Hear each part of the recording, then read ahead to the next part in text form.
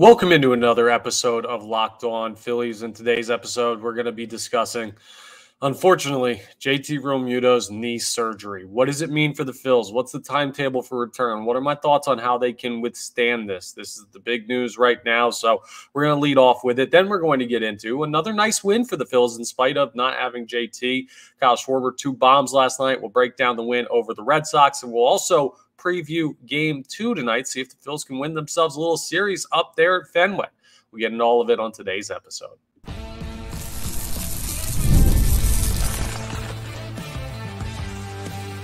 You are Locked On Phillies, your daily Philadelphia Phillies podcast. Part of the Locked On Podcast Network, your team every day. Yes, this is Locked On Phillies. I am your host, Connor Thomas. Thank you so much for tuning in today, whether it's podcast, YouTube, however you're consuming this. Very much appreciate it. We're part of the Locked On Podcast Network, your team every day. Please make sure you're rating, reviewing, subscribing to YouTube, all that great stuff that really helps us out here on Locked On Phillies. There's no better time than now to jump in on the best team in baseball. Yes, better than the Yankees. Sorry, folks up in the Bronx. But today's episode is brought to you by eBay Motors. From brakes to exhaust kits and beyond, eBay Motors has over 122 million parts to keep your ride or die alive. With all the parts you need at the price you want, it's easy to bring home that big win. Keep your vehicle moving at ebaymotors.com. Eligible items only. Exclusions apply. eBay guaranteed fit. Only available to U.S. customers. Unfortunately, we got some of the most surprising bad news of the season. It's probably top 2, got to be, right? And one was Trey Turner having a little bit tweak of his hamstring and saying, it's going to be a couple days, but I'm going to bother the training staff. And the next thing you know, he's out 6 to 8 weeks. This one comes to JT Realmuto, unfortunately. We found out yesterday, kind of out of nowhere for the fan base, that he's having knee surgery. Right knee surgery. It's a meniscectomy, something or other, some fancy medical term that basically means they're repairing an issue with his meniscus. And he's been, we found out, playing on this for a bit now. So it's something that he had been playing through, and he could have continued to play through, but there's a chance of further injury. There is a chance it continues to get worse. Well, I mean, it will get worse. It's certainly not going to get better by you just playing on it. There's no way to really rehab it back to full strength. And all you're doing by letting him continue to play on that bad knee is injuring it further, making the recovery process more arduous, dealing with potentially bigger games down the stretch that are impacted, and pushing everything back, kicking the can down the road. The Philadelphia Phillies decided, and JT Realmuto decided, that that was no longer the best option. So they decided, I said decided like 3 times in 5 seconds. They chose, just to switch it up, thesaurus there, to have that surgery done. It's being done today, Wednesday, here in Philly. He's not up with the team in Boston. And then he'll be out 6 to 8 weeks is, I guess, the assumed time. 4 to 6 weeks, maybe if you're quick. I mean, it looks like it's going to be around a month. So 8 is probably on the high side. 4 is probably on the low side. It's probably going to be right around the length of time that you have for Trey Turner missing, which he's been out since the start of May. It's now June 12th or 11th or whatever the heck the date is today. June 12th. I was right the first time. And Trey Turner's expected to be back some point this week or end of this week. So, yeah, about the same time frame. The good news, right, for the framing of this, here's why I think they chose to do it now. Because the back end of JT Realmuto's time frame to return from this surgery would be right around the All-Star break. And the All-Star break is that natural, 5 days off in the middle of the schedule that you don't get any other time. So you match up the recovery time so that it overlaps with the All-Star break. That way, you get a couple of beneficial extra days where you're not missing him on the field. So that's a good thing. That's a good plan by the Philadelphia Phillies. I do also think that Trey Turner had a lot to do with the decision to do this now.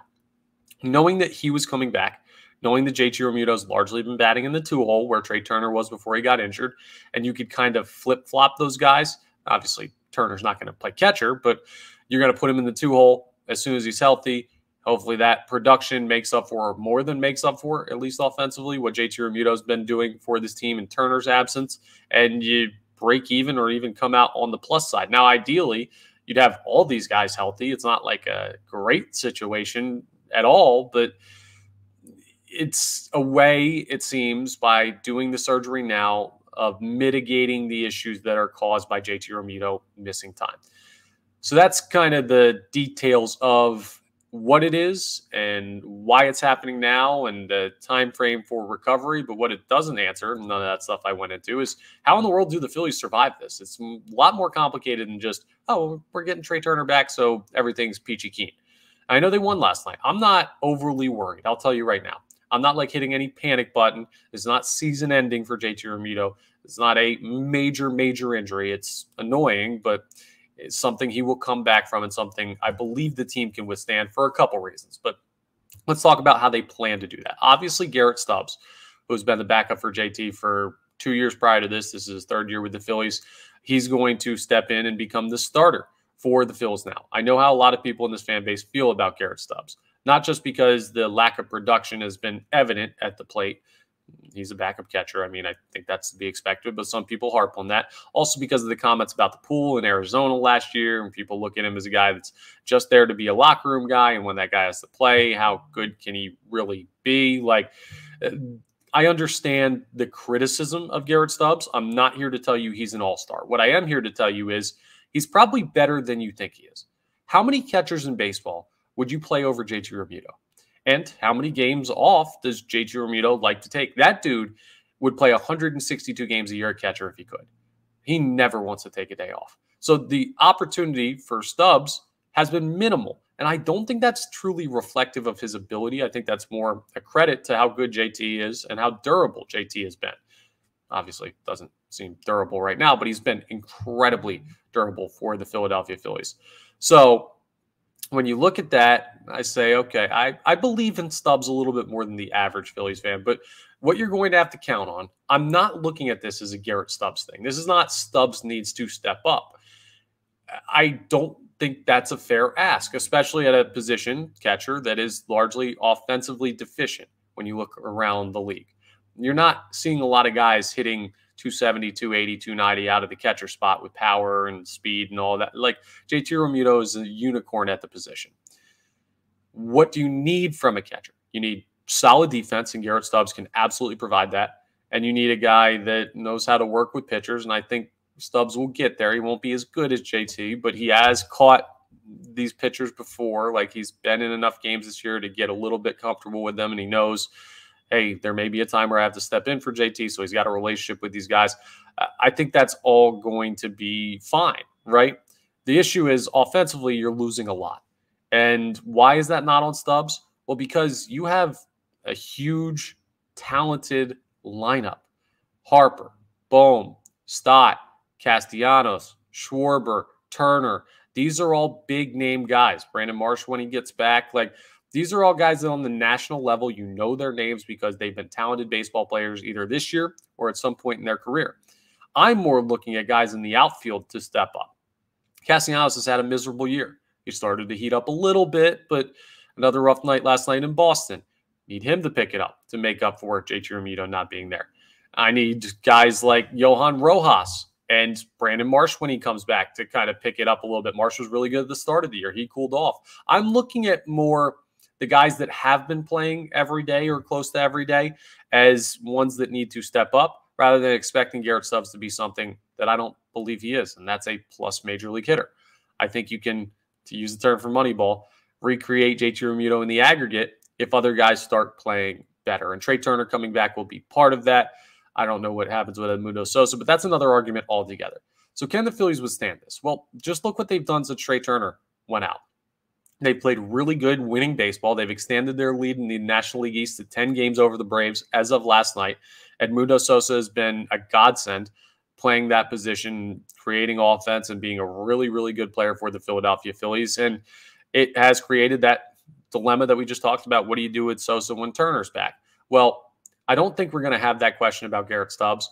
But what I do think is this team has a strong culture, a lot of talent, really good coaching, and belief that every guy that steps on the field is going to find a way to help them win ball games. David Dahl came out of nowhere.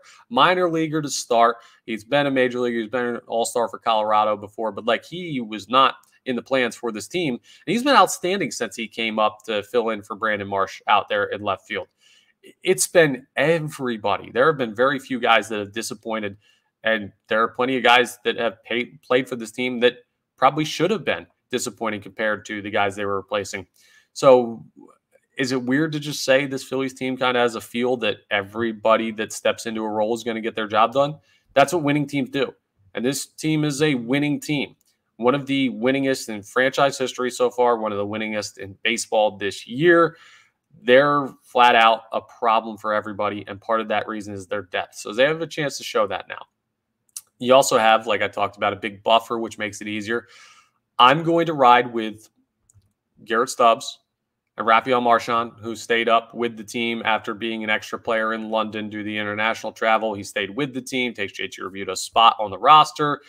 He might catch like 6 or 7 games before JT's back, but it'll be interesting to see what he has too, because he's been a highly touted catching prospect at points, and then he's had injury issues at other points. So it's not ideal, but is it like season threatening? No. Is it debilitating? No. Is it something that will have to be made up for by other players on the team? Absolutely. But I don't believe that this is anything the Phillies can't overcome, and that's why I'm not panicking. I'm not making any moves. I'm not trading for anybody yet. We'll see. If we get 2 weeks into this thing and the catching position looks absolutely abysmal and you're like, well, we need to continue to hold on to this lead, you might have to make an early move for a guy that can hold down the position until JT's back.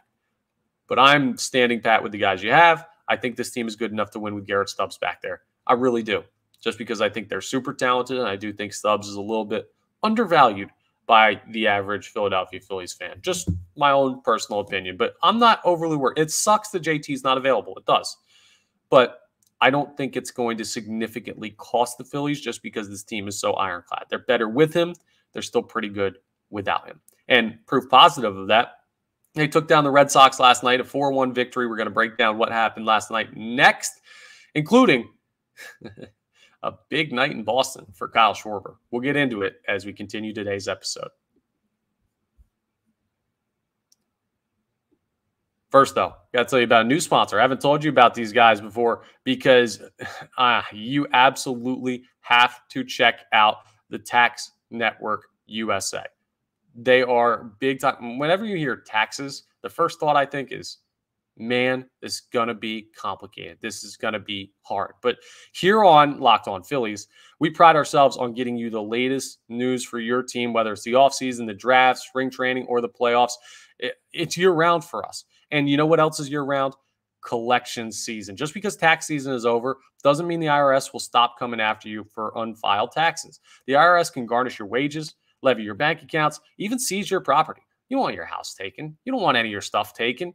Come on. Make sure you got everything in line. Don't let the IRS target you. Let the licensed professionals and tax experts at Tax Network USA go to bat for you.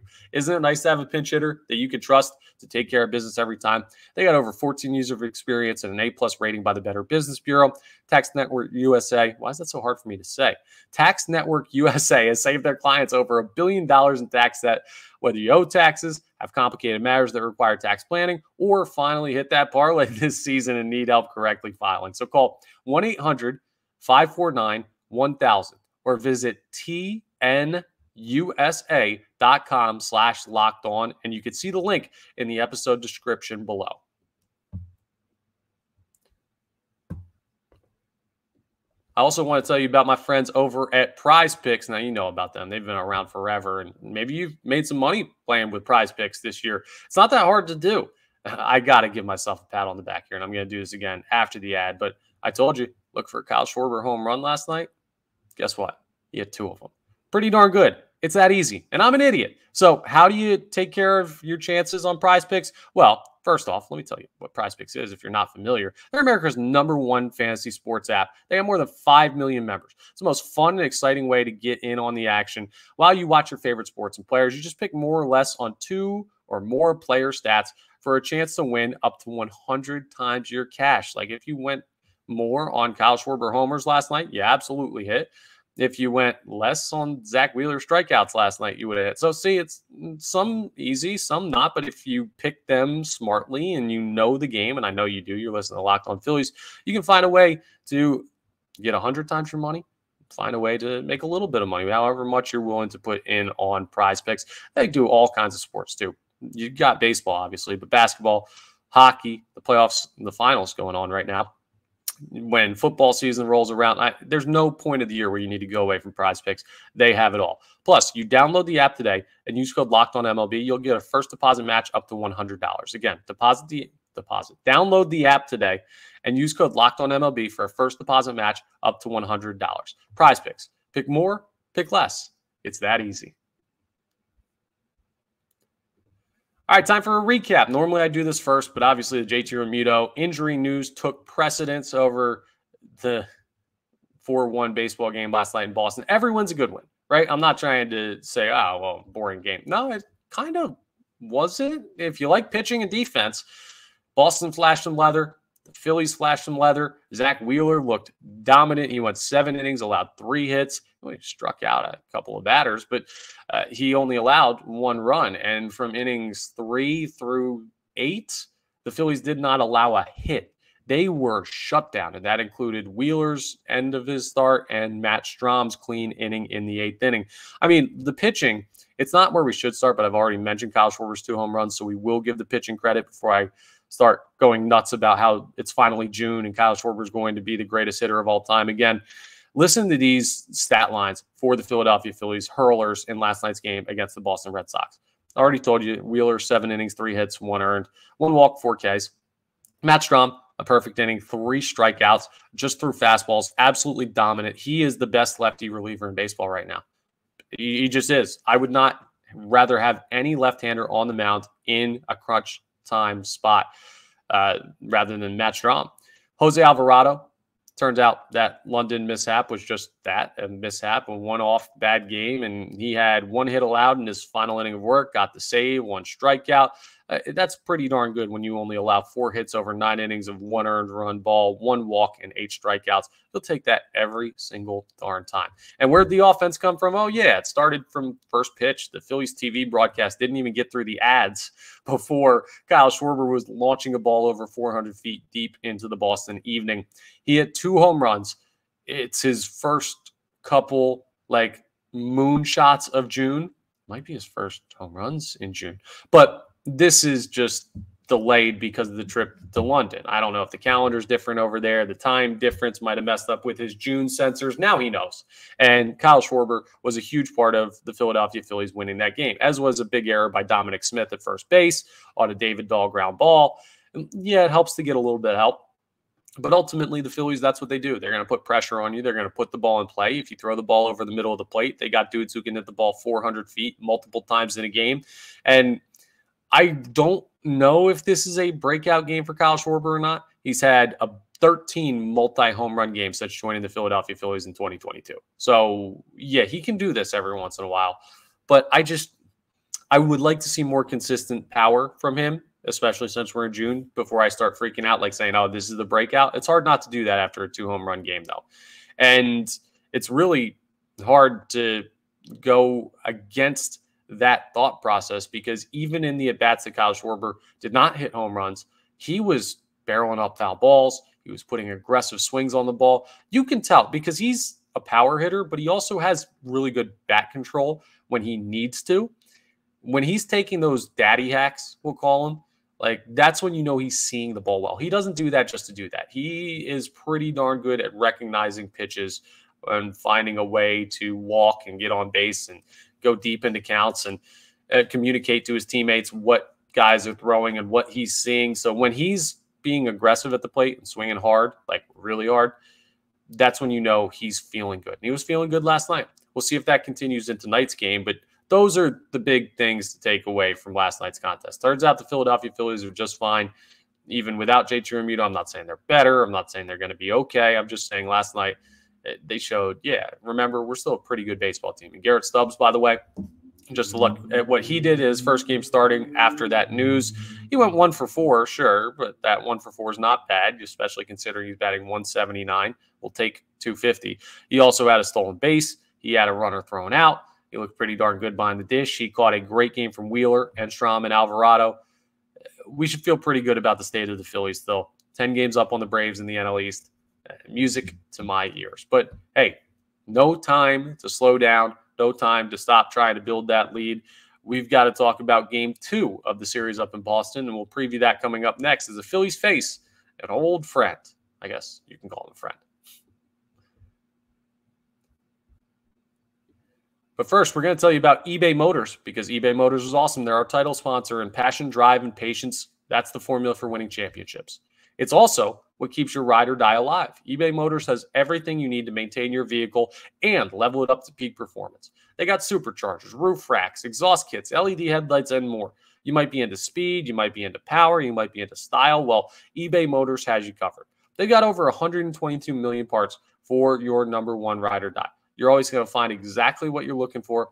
And with eBay Guaranteed Fit, your part is guaranteed to fit your ride every time or your money back. You know how expensive it is? You know how time-consuming it is to go to a garage? I just did it today, and it was for something as simple as a hole in the tire. Now, I know how that goes, but if you're good with cars and you like buying the parts yourself and you can put it like that is such an easier way to do it, eBay Motors, than sitting in a garage for 2 hours. Go ahead and check it out, because with eBay Motors, you're burning rubber, not cash. With all the parts you need at the price you want, it's easy to make your car the MVP and bring home huge wins. So keep your ride or die alive at ebaymotors.com. Eligible items only, exclusions apply. eBay Guaranteed Fit only available to U.S. customers. Let's wrap this up with a preview of tonight's game. And the most interesting thing, I think, at tonight's contest is the pitching matchup, especially considering your familiarity with the guy on the mound for Boston. Nick Pivetta toes the rubber for the Red Sox, and he's been solid this year. A 3-4 win-loss record, which, but a 3.4 ERA, very respectable. A .94 WHIP, that's darn good. And part of the reason he's been doing that is he struck out 51 batters through 42 and a third innings pitched. Now, he's given up 8 home runs. That's what's killed the ERA as opposed to the WHIP. He's facing Christopher Sanchez, who's been very good lately for the Phils. 2.71 ERA. 1.34 WHIP, quietly one of the best pitchers in the National League, isn't getting as much credit or limelight because Wheeler's better, Nola's better, and Suarez are all better, and they're all in the same rotation.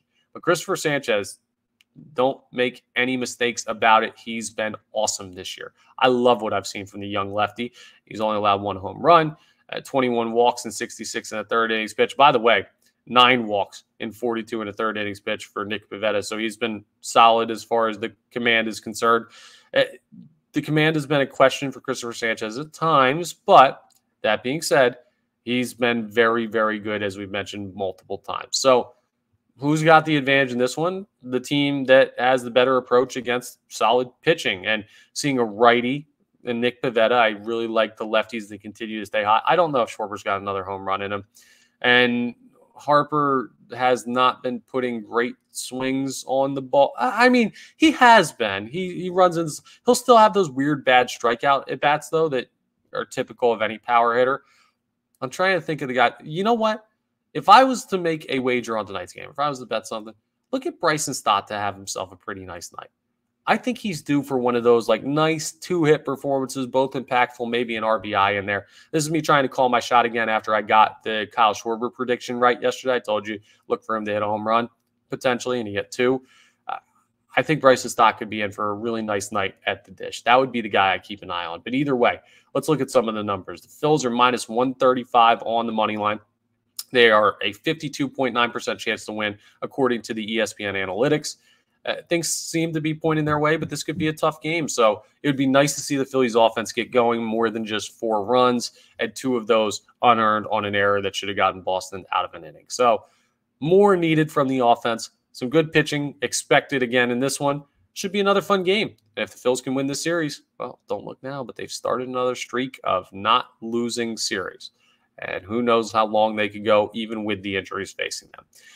So that's all for today's episode. We'll keep an eye on that JT Realmuto injury news, and I'll let you know in future episodes if anything happens with that. We'll also keep you updated on when Trey Turner can be back, but tomorrow's episode will be a recap of tonight's game and a preview of the final game of the series, along with some other fun stuff sprinkled in there. So thanks again for being with us. Again, we're part of the Locked On Podcast Network, your team every day, and I will talk to you next time. Oh, don't forget, rate, review, subscribe. I'll talk to you next time on the next episode of Locked On Phillies.